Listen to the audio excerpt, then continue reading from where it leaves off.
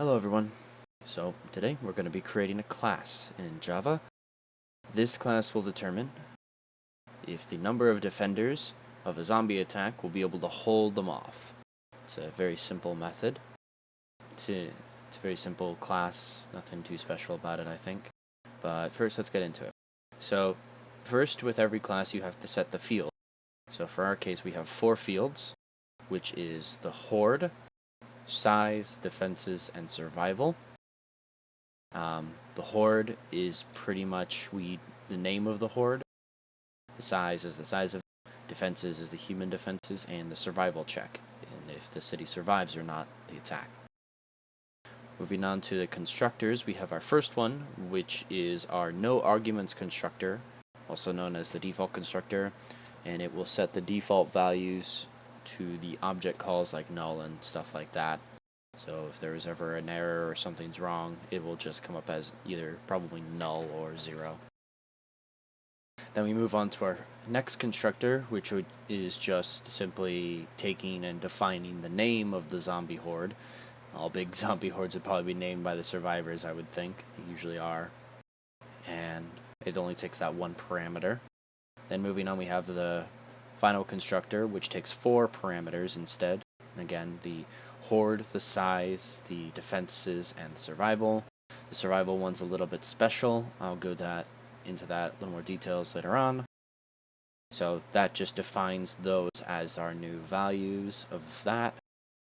Then we have the methods. The first 4 methods that are going to be present are the getter methods. These methods are used to return whatever value is tied to it, like our, for instance, get horde one here will return the name of the horde that was saved to that value. But these methods don't take any values. The ones that do are the setter methods, these guys. These methods will set what we want the values we have set in the fields area to what we want them to be.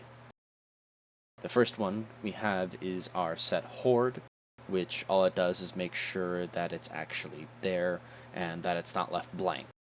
If it doesn't, it will return false, and usually we'll just say null afterwards. Then we have our set size and set defenses. Those ones are a little bit more different. These two will make sure that the value is an actual number and it's not a negative number, and it will actually work. Then we have the special one, like I said, which is set survival.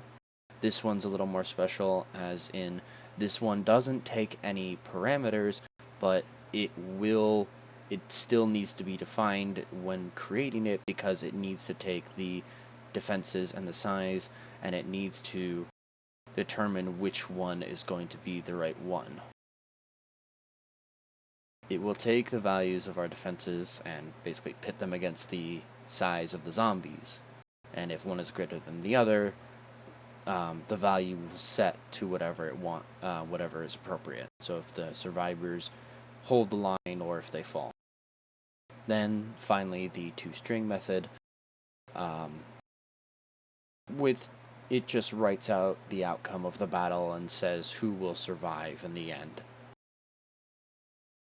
So to show this, I created a test city to test everything out and show this on.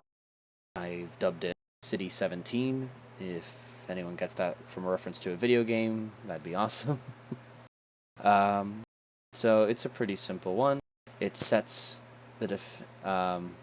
we assign the horde's name and set everything that we need to. So we first have it here that the horde is actually smaller than the defenses. So then we'll have it printed out and we'll see what happens. Alright, so Walker Group 12 has swarmed over the city, 900 zombies strong, and rushed against the 1,000 defenders, and the defenses held. But what were to happen if I were to change this down to 100, and the defenses fall? So, yeah, That's pretty much really when it comes to creating a class.